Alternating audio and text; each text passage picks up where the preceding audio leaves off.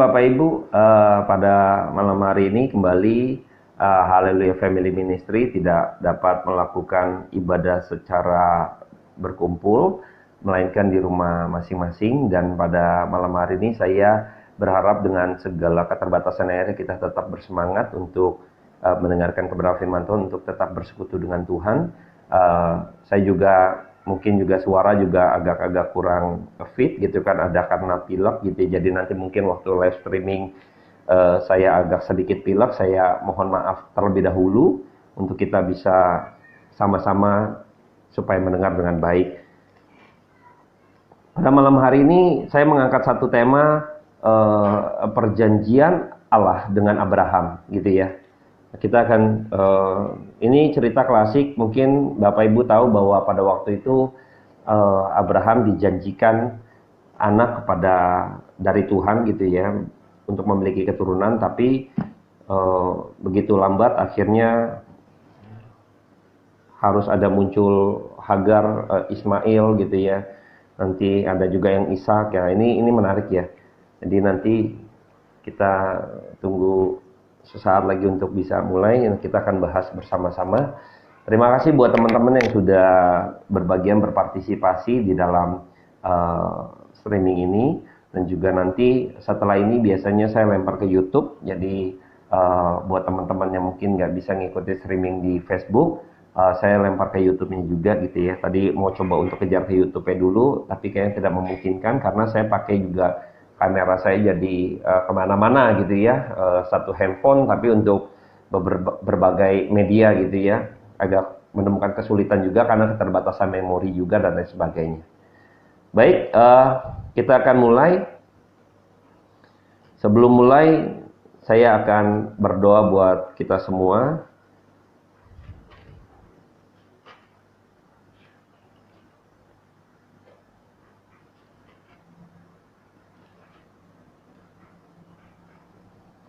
Baik, saya akan berdoa buat kita semua, biar malam hari ini di dalam kesadaran persekutuan kita bisa tetap berjalan.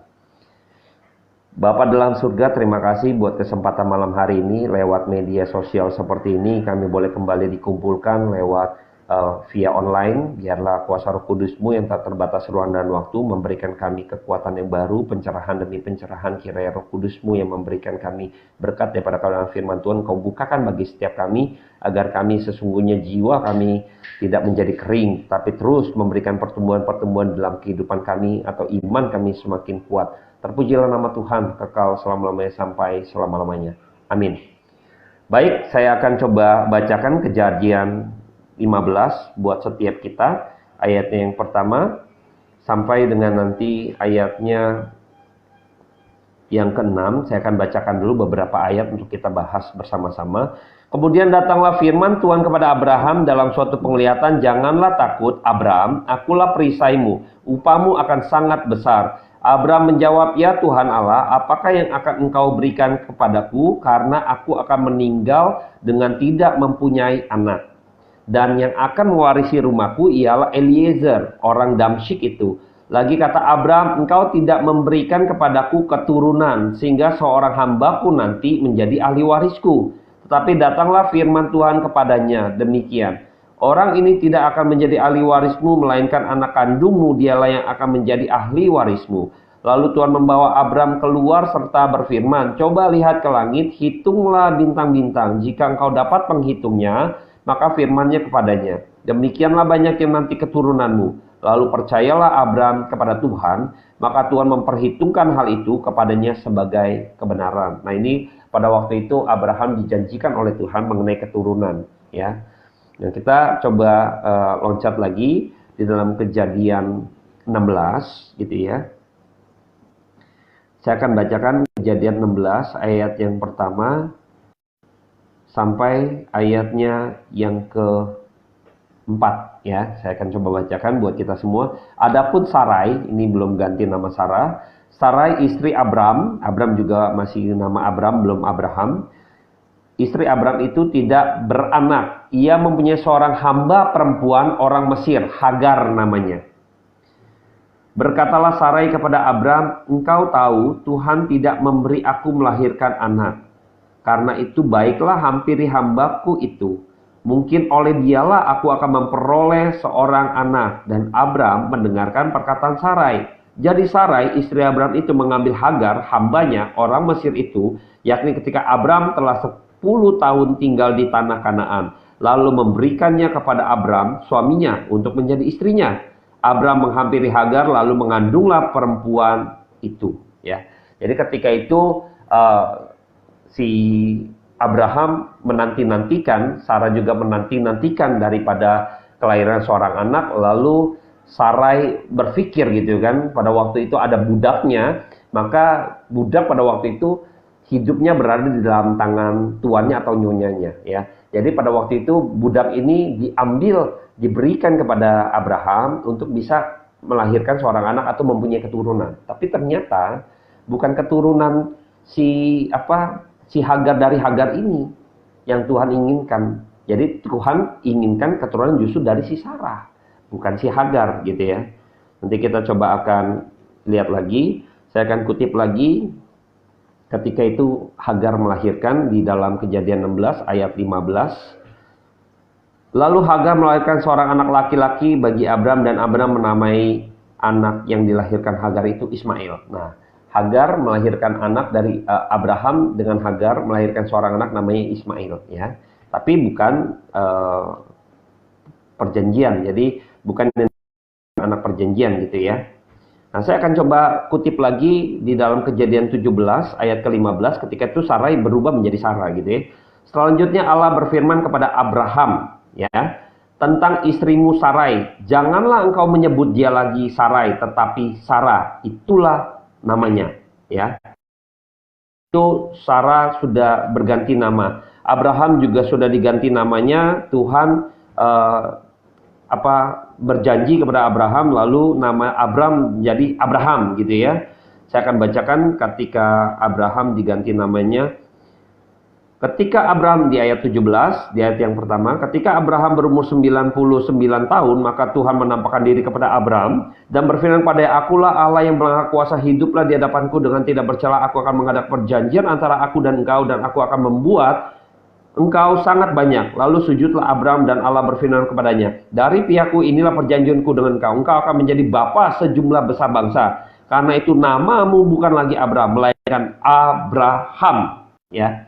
Nama ganti menjadi Abraham. Nah, ketika kita tahu bahwa ada penggantian nama ini ada maksud Tuhan juga. Nah, saya nggak akan bicara mengenai nama. Saya akan coba lihat lagi. Pada waktu itu Tuhan mengulangi janjinya kepada Abraham di ayat Kejadian 18. Saya akan bacakan kutipannya ketika di ayat Kejadian 18 ayatnya yang ke-10. Saya akan bacakan buat setiap kita sampai ke-15. Dan firman-Nya, sesungguhnya aku akan kembali tahun depan mendapatkan kau, pada waktu itulah Sarah istrimu akan mempunyai seorang anak laki-laki. Dan Sarah mendengarkan pada pintu kemah yang di belakangnya. Adapun Abraham dan Sarah telah tua dan lanjut umurnya, dan Sarah telah mati haid. Jadi tertawalah Sarah dalam hatinya, katanya, akan birahika aku setelah aku sudah layu, sedangkan tuanku sudah tua. Lalu berfirmanlah Tuhan kepada Abraham, mengapakah Sarah tertawa dan berkata, sungguhkah aku akan melahirkan anak sedangkan aku telah tua? Adakah sesuatu apapun yang mustahil untuk Tuhan? Pada waktu yang telah ditetapkan itu tahun depan, aku akan kembali mendapatkan engkau. Pada waktu itulah Sarah mempunyai seorang anak laki-laki. Lalu Sarah menyangkal, katanya, aku tidak tertawa, sebab ia takut. Tetapi Tuhan berfirman, tidak tertawa. Nah, pada waktu itu sudah mati haid, udah tua dan mati haid. Jadi secara ilmu kedokteran pun tidak mungkin melahirkan atau mempunyai keturunan ya. Ya, kita akan melihat lagi pada waktu itu si Ishak itu muncul gitu ya. Nah, saya kutip lagi, saya bacakan buat setiap kita di 21 ayat 1 sampai 7. Tuhan memperhatikan Sarah seperti yang difirmankannya, dan Tuhan melakukan kepada Sarah seperti yang dijanjikannya. Maka mengandunglah Sarah, lalu ia melahirkan seorang anak laki-laki bagi Abraham masa tuanya. Pada waktu yang telah ditetapkan sesuai dengan firman Allah kepadanya, Abraham menamai anak yang baru lahir itu Ishak yang dilahirkan, Sarah baginya. Kemudian Abraham menyunat Ishak, anaknya itu, ketika berumur 8 hari seperti yang diperintahkan Allah kepadanya. Adapun Abraham berumur 100 tahun ketika Ishak anaknya lahir baginya. Berkatalah Sarah, Allah telah membuat aku tertawa. Setiap orang yang mendengar akan tertawa karena aku. Lagi katanya, siapakah tadinya yang dapat mengatakan kepada Abraham, Sarah menyusui anak? Namun aku telah melahirkan seorang anak laki-laki baginya pada masa tuanya. Nah, ketika kita tahu bahwa di dalam perjanjian yang pada Allah yang kekal itu, Tuhan tidak pernah menyangkal dirinya. Nah, perjanjian Allah itu bersifat kekal. Jadi ketika kita tahu bahwa Sarah juga ragu gitu ya, ditunjukkan bahwa mungkin caranya dekatin lewat budak ini, maka nanti budak ini bisa melahirkan keturunan. Mungkin Sarah dengan pikiran-pikiran yang demikian, itu caranya Tuhan memberikan kamu keturunan. Tapi tidak. Kita akan lihat lagi, saya akan munculkan di dalam Galatia, ini perjanjian lama, kita akan coba munculkan. Ini kisah antara Hagar dan Sarah ini menjadi dua kiasan yang menarik ketika itu dibahas di dalam surat Galatia. Saya akan bacakan buat setiap kita Galatia 4 ayat 21 sampai ayat yang ke-31 saya akan bacakan buat setiap kita. Katakanlah kepadaku, hai kamu yang mau hidup di bawah hukum Taurat, tidakkah kamu mendengarkan hukum Taurat? Bukankah ada tertulis bahwa Abraham mempunyai dua anak, seorang yang perempuan yang menjadi hambanya dan seorang dari perempuan yang merdeka? Tetapi anak dari perempuan yang menjadi hambanya itu diperanak menurut daging, dan anak dari perempuan yang merdeka itu oleh karena janji. Ini adalah suatu kiasan. Sebab kedua perempuan itu adalah dua ketentuan Allah, yang satu berasal dari gunung Sinai yang melahirkan anak-anak perhambaan, itulah Hagar. Hagar ialah gunung Sinai di tanah Arab, dan ia sama dengan Yerusalem yang sekarang, karena ia hidup dalam perhambaan dengan anak-anaknya. Tetapi Yerusalem surgawi adalah perempuan yang merdeka, dan ialah ibu kita. Karena ada tertulis, bersukacitalah hai si mandul yang tidak pernah melahirkan, bergembiralah bersorak-soraklah hai engkau yang tidak kita sakit bersalin, sebab yang ditinggalkan suaminya akan mempunyai lebih banyak anak daripada yang bersuami. Dan kamu, saudara-saudara, kamu sama seperti Ishak adalah anak-anak janji. Tetapi seperti dahulu, dia yang diperanak menurut daging menganiaya anak menurut sekarang ini. Tapi apa kata nas kitab suci? Usirlah hamba perempuan anaknya, sebab anak hamba perempuan tidak akan menjadi ahli waris bersama-sama dengan anak perempuan merdeka itu. Karena itu saudara-saudara, kita hamba perempuan, melainkan anak-anak perempuan merdeka. Nah, apa maksudnya dalam perjanjian baru ini gitu ya? Ketika kita tahu bahwa antara Hagar dan Sarah ini menjadi satu kisah, menjadi kiasan antara umat pilihan. Ketika Abraham dengan Hagar melahirkan Ismail gitu ya, ini bukan anak atau keturunan yang Tuhan inginkan. Nah, ketika kita tahu bahwa anak Ishak ini, Ismail ini bukan anak yang dijanjikan oleh Tuhan Allah. Jadi Ismail bukan yang diinginkan oleh Tuhan, bukan keturunan yang dijanjikan oleh Allah, tidak. Tapi oleh karena, lihat ya, pada waktu itu Sarah berpikir bahwa oke, ada keturunan, mungkin caranya engkau dekatin Hagar. Nih Hagar saya kasih ke kamu, Abraham. Kamu ini jadi istri kamu dan kamu akan melahirkan. Nah, ini keturunannya. Jadi bukan keturunan yang maunya Tuhan, tapi maunya siapa? Maunya manusia. Nah, pada waktu kita melihat Ismail adalah keturunan yang dijanjikan Allah, saya melihat begini. Pada waktu itu kita sudah mendengar bahwa sudah tua dan mati haid. Artinya, secara biologi atau secara manusia tidak mungkin lagi ada keturunan ini. Tapi kalau ini muncul, bukankah ini kita bisa melihat bahwa sepenuhnya tangan Allah atau keinginan Tuhan. Nah, inilah yang dijanjikan Tuhan, yaitu Ismail. Ismail ini menjadi anak yang dijanjikan Allah. Nah, pada waktu di dalam Galatia yang sudah kita baca, antara Sarah ini menjadi hal yang menarik bahwa ini akan menjadi dua bagian. Seringkali dalam kekristenan juga punya pandangan yang terhadap bagaimana kita mengenal kebenaran yang sebenarnya gitu ya. Banyak orang Kristen, banyak orang yang juga pada di dalam Galatia, di dalam perjanjian baru itu Orang percaya, orang-orang yang akhirnya menekankan kepada perbuatan manusia atau jasa daripada manusia. Saya akan masuk ke surga, saya akan menjadi umat pilihan Tuhan kalau saya melakukan A, B, sesuatunya. Saya menjauhi semua yang dilarang daripada Tuhan. Berusaha begitu rupa jasa manusia ini menjadi orientasi daripada orang-orang pada waktu itu. Ada orang-orang yang demikian, menekankan kepada bagian daripada hukum Taurat. Jadi ada rasa bermegah gitu ya, bahwa saya sudah jalankan hukum Taurat, saya mempersembahan, perpuluhan, saya beribadah, menguduskan hari Sada, saya menjalankan semua hukum-hukum Taurat yang Tuhan perintahkan gitu kan. Nah, sesungguhnya ketika berdosa tidak lagi bisa menjalankan atau hidup berkenan di hadapan Tuhan. Tidak. Justru hukum Taurat itu seperti memberitahukan kita bahwa kita nih sakitnya ini itu. Kita nggak bisa karena ronsen itu bukan obat. Hukum Taurat itu menunjukkan betapa kita manusia berdosa. Dia bukan obat. Maka pada waktu kita berusaha untuk kita bisa hidup sesuai dengan hukum Taurat, sebenarnya kita nggak bisa. Dan hukum Taurat itu bukan obat. Dia hanya meronsen, dia hanya menghakimi kita. Kita tahu kau nggak berkenan, kau begini, kau emang manusia berdosa demikian. Dan hukum Taurat itu bukan obat. Jadi ketika kita bisa melihat orang menekankan kepada perbuatan mereka untuk mereka menjalankan hukum Taurat, jadi sehingga diperhitungkan menjadi umat pilihan. Tidak demikian. Ketika Anda dan saya diselamatkan oleh Tuhan, kita menjadi orang pilihan daripada Tuhan oleh karena anugerah Tuhan turun. Bukan karena engkau berjasa, karena engkau baik, maka Tuhan pilih engkau. Karena engkau hidup berkenan, maka Tuhan pilih engkau. Tidak. Semua manusia sudah berdosa. Di dalam Roma, kitab Roma juga kita sudah tahu bahwa manusia sejak Adam dan Hawa jatuh dalam dosa, maka semua sudah kehilangan kemuliaan pada Tuhan. Tidak mungkin ada satupun pribadi orang, manusia satu orang pun yang benar-benar hidup bisa menjalankan kehidupan yang benar di hadapan Tuhan. Tidak. Nggak ada yang berkenan di hadapan Tuhan. Tuhan yang menulis seperti ini. Nah, ketika Anda dan saya jadi bingung ya. Nah, tadi kita sudah baca bahwa Hagar itu penggambaran Gunung Sinai.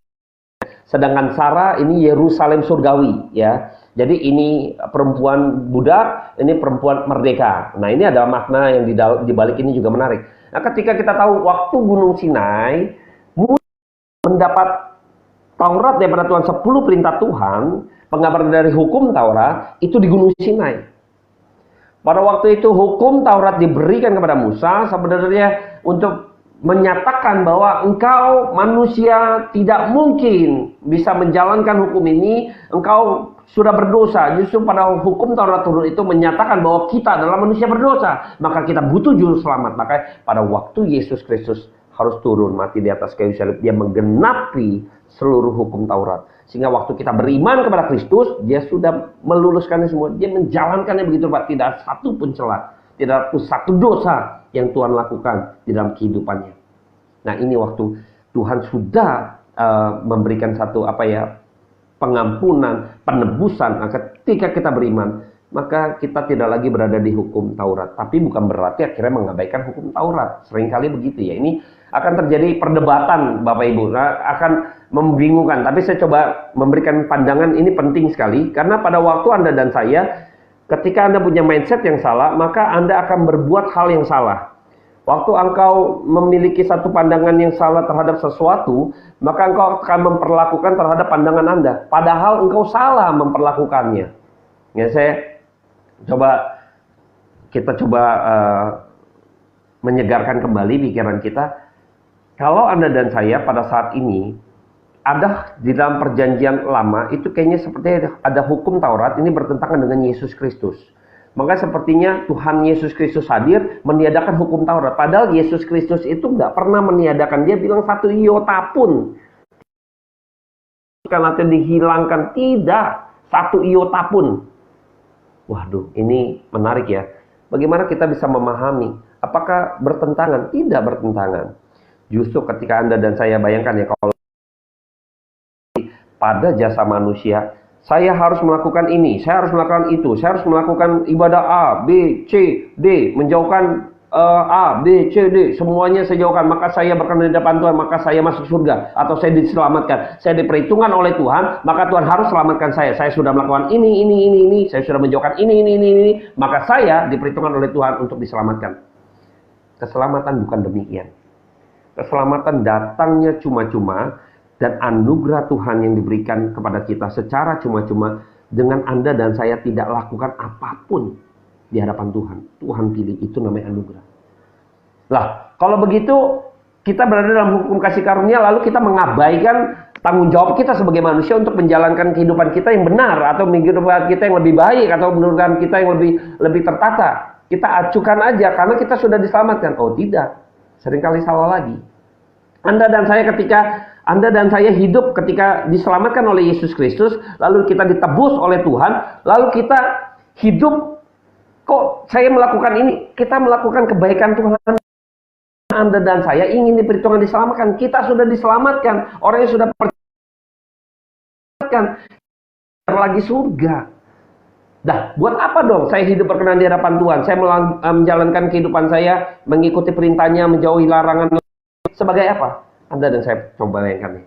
Anda dan saya ketika sudah ditebus oleh Tuhan, lalu Anda ingin memberikan yang terbaik buat Tuhan. Anda ingin hidup Anda memuliakan nama Tuhan.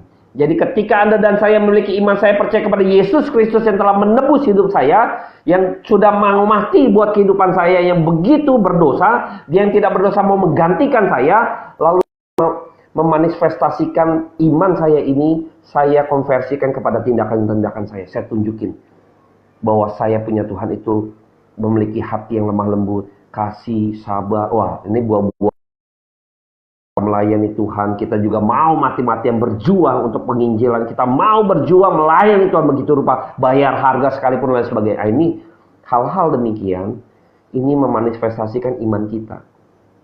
Ya, jadi iman kita, lalu waktu perbuatan ini, kan iman gak kelihatan kan? Jadi perbuatan ini memanifestasikan atau mengkonfirmasi daripada iman kita tadi. Berbeda yang tadi, kalau berada dalam penekanan kepada unsur dari saya diberkenan Tuhan, harus menyelamatkan saya diperhitungkan oleh Tuhan untuk diselamatkan, karena saya sudah melakukan persembahan, ibadah, melakukan seluruh perintah Tuhan, saya menjauhi larangan, saya menjauhi itu, maka Tuhan harus pilih saya. Tidak demikian. Keselamatan tidak demikian. Karena pada waktu kita melakukan itulah unsur kedagingan kita. Makanya dibilang katanya Hagar itu kedagingan, anak-anak kedagingan, bukan anak perjanjian. Bukan sepenuhnya makanya Ishak ini sebagai anak perjanjian, anak yang emang Tuhan inginkan, yaitu umat pilihan daripada Tuhan. Abraham dan Sarah pun tidak memiliki kemampuan untuk bisa melahirkan seorang Ishak, seorang anak, karena udah mati haid dan tua. Nah ini sebenarnya yang anugerah daripada Tuhan. Begitupun Anda dan saya menjadi umat pilihan daripada Tuhan, bukan karena Anda dan saya memiliki satu jasa dalam diri kita untuk berbuat baik di hadapan Tuhan, sehingga Tuhan harus perhitungkan saya harus diselamatkan Tuhan. Saya harus masuk di dalam buku keselamatan yang Tuhan harus selamatkan saya. Kalau nggak saya protes. Tidak bisa demikian. Saya melihat bahwa ketika penggambaran ini bisa menjadikan mindset buat kita berubah. Jadi pada waktu kita nggak mengabaikan kok tanggung jawab tetap, tapi mindsetnya adalah karena saya sudah diberikan keselamatan oleh pada Tuhan, maka saya mau memberikan hidup saya sekarang sebagai dupa yang harum, persembahan yang harum bagi Tuhan. Maka hidup saya jaga, saya jauhkan larangannya, saya berkenan di hadapan Tuhan, suci segala macam. Bukan karena mau masuk surga, enggak. Tapi ada upahnya, tapi ada mahkotanya yang kita kejar. Jadi kalau orang Kristen hanya mau masuk surga doang, capek. Enggak demikian, enggak demikian. Ya, saya berharap kita semua sadar bahwa Anda dan saya ketika perbuatan melakukan hal yang berkenan di hadapan Tuhan, itu karena kita mau mengkonfirmasi iman kita. Yesus Kristus begitu baik, sudah menebus hidup saya. Sekarang saya mau hidup sebagai persembahan saya, seperti Kristus hidup buat saya. Nah ini beda ya. Beda ya. Saya coba mengakhiri dengan satu cerita yang dulu saya sering dengar gitu ya. Ceritanya sederhana sih. Pada waktu itu ada satu tuan yang begitu jahat. Dia pulang capek lelah karena kalah judi dan lain sebagainya. Akhirnya dia pulang, dia panggil dua budaknya. Budaknya itu Ingat ya, budak itu hidupnya itu di tangan tuannya. Itu budaknya disuruh mempersiapkan air hangat yang biasa dia ingin merendam dengan mandi, dan juga dipersiapkan anggur untuk dia minum, untuk dia bisa menenangkan dirinya. Lalu dua budak ini mengerjakan bagian mereka, lalu mereka coba mengambil air panas tersebut, membasuh daripada tuannya yang biasa dilakukan oleh budak ini. Lalu budak itu marah ketika dibasuh.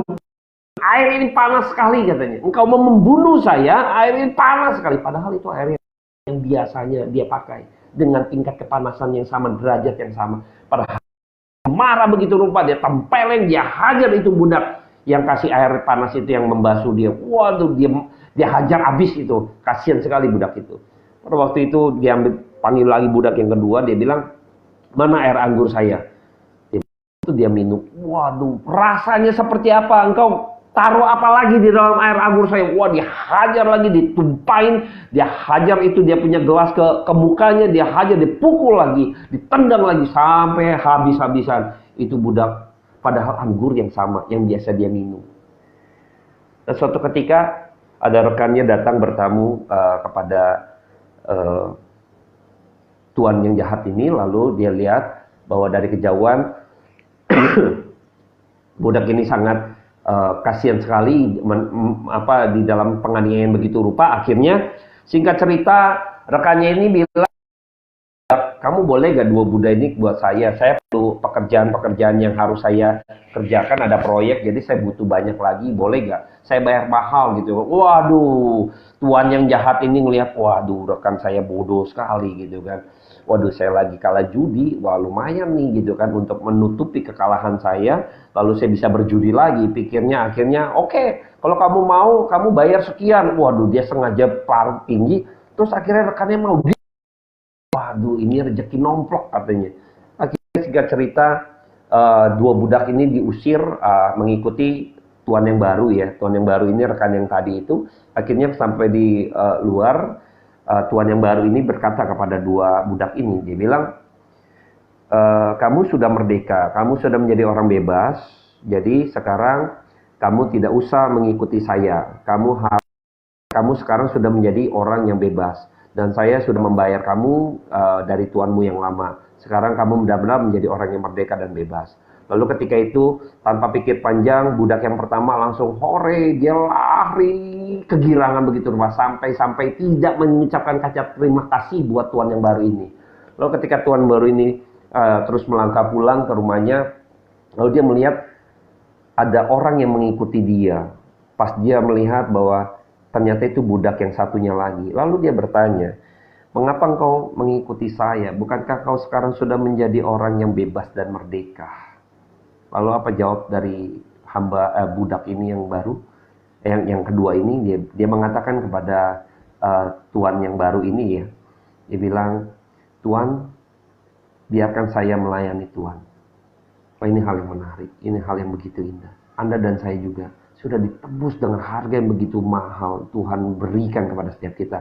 Tapi waktu Anda dan saya ikut Tuhan, kita melayani Tuhan, kita hidup berkenan di hadapan Tuhan, kita jaga hidup kita supaya menjadi korban yang harum yang bagi Tuhan, sehingga waktu orang lain bisa lihat dan memuliakan Tuhan kita. Ini loh yang kita kejar. Ini yang kita kejar. Bukan untuk diperkenan lagi pada Tuhan supaya diselamatkan, tidak, sudah menjadi bebas. Tapi pada waktu Anda dan saya hidupnya terus mau berjuang di dalam pelayanan, di dalam kehidupan kita bergumul, melawan kedagingan kita, hidup sehari makin hari, orang bisa lihat akhirnya, sungguh ya, dia ini orang Kristen. Siapa sih Tuhannya? Kok begitu baik? Kita bisa nyatakan kasih Kristus kepada orang di sekeliling, sehingga orang sekeliling bisa melihat, oh, nah itu dia.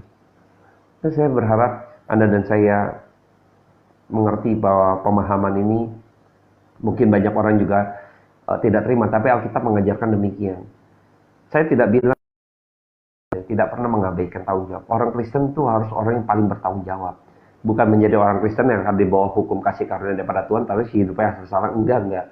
Itu orang kepedean kadang. Jangan-jangan saya nggak percaya Tuhan. Anda dan saya tahu orang ini orang Kristen atau bukan yang sejati. Dia mengenal Kristus Allah Bapa yang sejati atau tidak. Kamu lihat aja hidupnya. Karena dari perbuatan kita, itu kita bisa memanifestasikan, mencerminkan daripada iman kita. kepercayaan kita. Nah, saya berharap Anda dan saya memiliki mindset yang sama. Dan pada waktu Anda dan saya bergumul begitu rupa dalam hidup, berjuang untuk berkenan di hadapan Tuhan, karena Anda dan saya ingin memuliakan nama Tuhan, dan karena Anda dan saya ingin mempersembahkan hidup ini yang berkenan sebagai dupa yang harum, yang Tuhan boleh cium dalam kehidupan kita, dan orang di sekeliling kita bisa melihat dan memuliakan nama Dia. Nah, ini tujuannya. Saya berharap malam hari ini dengan segala keterbatasan saya menjelaskan, mungkin teman-teman ada yang mau, mungkin nggak semuanya bisa terima gitu ya. Saya nggak bilang hukum Taurat ini bertentangan dengan Yesus Kristus, tidak ya. Mungkin saya nggak mau perdebatkan di forum ini, tetapi kalau maupun berdiskusi silakan, bisa hubungi saya dan sebagainya, untuk kita bahas gitu ya. Tapi saya untuk menutup, saya akan berdoa buat kita semua. Mari kita berdoa. Bapa dalam surga, terima kasih buat kemurahan yang daripada Tuhan. Pada malam hari ini kami boleh mendengar kebenaran firman Tuhan yang menjadi bagian daripada bekal hidup kami. Kami bersyukur karena Roh Kudus memberikan kami pencerahan ketika kami hidup. Biarlah kasih karunia daripada Tuhan yang Tuhan curahkan bagi setiap kami, agar hidup kami hari lepas hari berjuang untuk memperoleh mahkota kehidupan yang Tuhan sediakan bagi setiap kami.